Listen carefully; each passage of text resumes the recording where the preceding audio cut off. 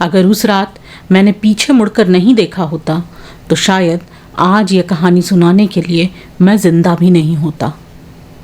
ये कहानी आकाश की है और अब हम इसे उन्हीं के नज़रिए से सुनेंगे।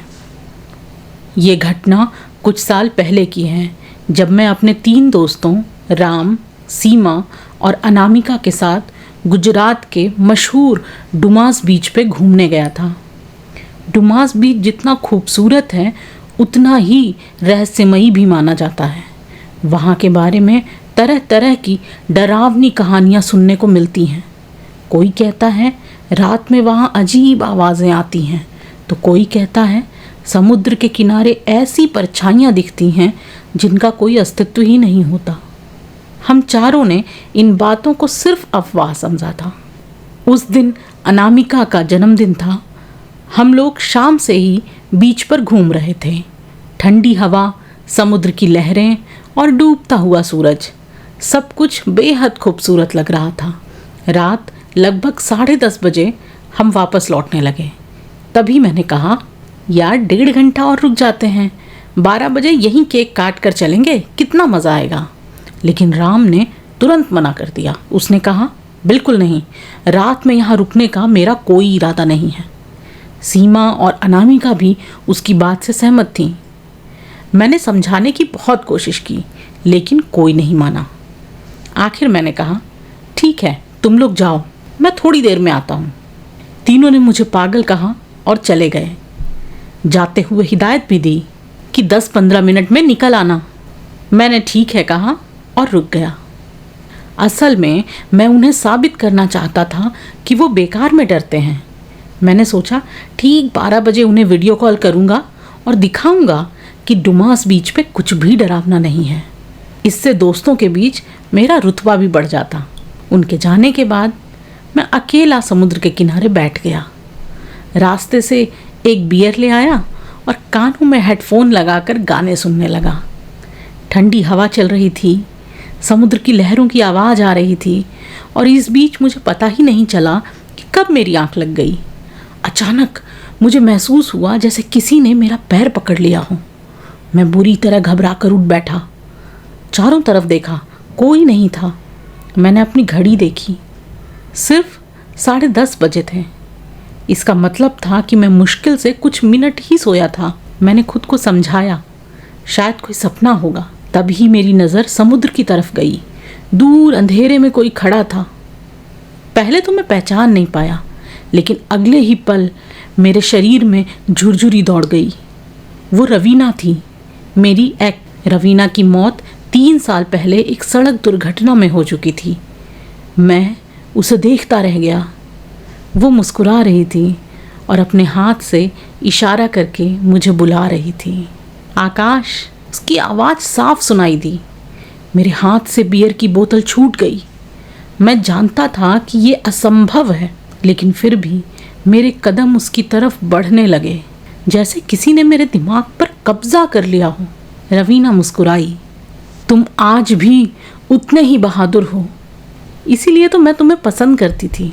उसकी आवाज़ आई। मैं पानी में उतर गया। लहरें मेरे टखनों से टकरा रही थीं, फिर घुटनों तक पहुंच गईं, लेकिन मुझे कुछ महसूस नहीं हुआ। मेरी पूरी चेतना बस रवीना पर टिकी हुई थी।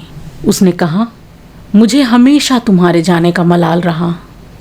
मैं और आगे बढ़ा।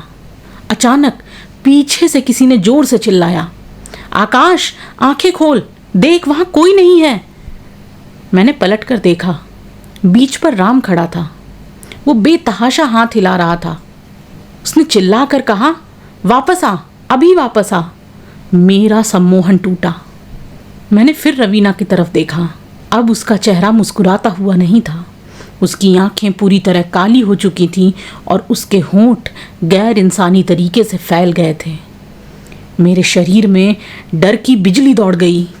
मैं मुड़ा और पूरी ताकत से किनारे की ओर भागा। तभी मुझे महसूस हुआ कि किसी ने मेरा पैर पकड़ लिया है। मैं मुंह के बल गिर पड़ा। कोई चीज़ मुझे समुद्र की ओर घसीट रही थी। मैंने नीचे देखा। अंधेरे पानी के भीतर एक काला हाथ मेरे टखने को जकड़ा हुआ था। मैं चीख पड़ा। पानी के अंदर जैसे कई फुसफुसाहटें आ रही थीं। रुक जाओ, यहीं रह जाओ, हमारे साथ। मैं पूरी ताकत से संघर्ष करने लगा। कुछ सेकंड के लिए लगा कि अब बचना असंभव है, लेकिन अचानक न जाने कहाँ से मेरे अंदर ताकत आ गई, विल पावर आ गई। मैंने जोर से पैर झटका, उसकी पकड़ ढीली हुई। मैं उठकर भागने लगा। किनारे पर राम खड़ा दिखाई दे रहा था। मैं उसकी तरफ दौड़ा, लेकिन तभी पीछे फिर से रवीना की आवाज़ आई। आकाश, क्या तुम फिर से मुझे खो देना चाहते हो? मैं अनायास पलटा। रवीना फिर मुझे देखकर मुस्कुरा रही थी, लेकिन फिर बीच से आवाज़ आई, आकाश इधर देख। मैंने देखा। इस बार समुद्र के किनारे पर अनामिका खड़ी थी। उसने हंसकर बोला, जल्दी बाहर आओ, केक काटना है, 12 बज रहे हैं। राम बाहर गाड़ी में इंतज़ार कर रहा है, चलो घर चलें। एक पल के लिए मैं उलझा, लेकिन तभी मुझे एहसास हुआ कि कुछ देर पहले राम यहीं खड़ा था। एक बार मैंने सोचा कि अचानक वो गाड़ी तक कैसे पहुंच गया। फिर मुझे लगा कि शायद चला गया होगा। मेरे दिमाग की धुन साफ होने लगी। मैंने आंखें बंद की और पूरी ताकत से सड़क की ओर दौड़ पड़ा। पीछे से कई आवाज़ें मेरा नाम पुकार रही थीं, कभी रवीना, कभी अनामिका, कभी राम, कभी रवीना। लेकिन इस बार मैंने पीछे मुड़कर नहीं देखा। मैं बेतहाशा दौड़ता रहा, और जब मैं सड़क पर पहुंचा तो मेरी सांसें फूल रही थीं। मैंने इधर उधर देखा, वहाँ कोई गाड़ी नहीं थी, न मेरा कोई दोस्त था, यहाँ तक कि आसपास कोई इंसान भी नहीं था। मैं कई किलोमीटर तक पैदल चलता रहा। आखिरकार मुझे एक टैक्सी मिली। मैं सीधे अनामिका के घर पहुँचा। वहाँ पहुँचकर मैंने राहत की सांस ली। तीनों दोस्त वहीं मौजूद थे, लेकिन वे मुझे देखकर बहुत नाराज़ हुए। राम बोला, तुमने फ़ोन करके कहा था कि अभी आ रहा हूँ, फिर कहाँ गायब हो गए? मैं हैरान रह गया।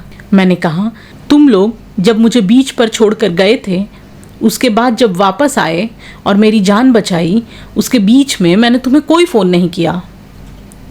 तीनों आश्चर्य से एक दूसरे की तरफ देखने लगे। सीमा बोली, क्या बकवास कर रहा है? राम ने कहा, हम तो सीधे घर आ गए थे, हम वापस गए ही नहीं। मेरे शरीर में सिहरन दौड़ गई। लेकिन बीच पर तुम लोग ही तो थे, तुमने ही तो मुझे आवाज़ दी थी। राम का चेहरा पीला पड़ गया। उसने कहा, आकाश, मैं वहाँ नहीं था। कमरे में अचानक सन्नाटा छा गया। उस रात हम में से कोई नहीं सो पाया।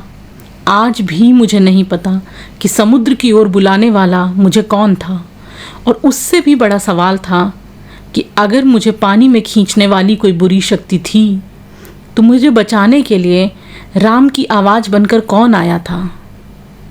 किसने अनामिका की आवाज़ में मुझसे कहा था कि जल्दी बाहर निकलो?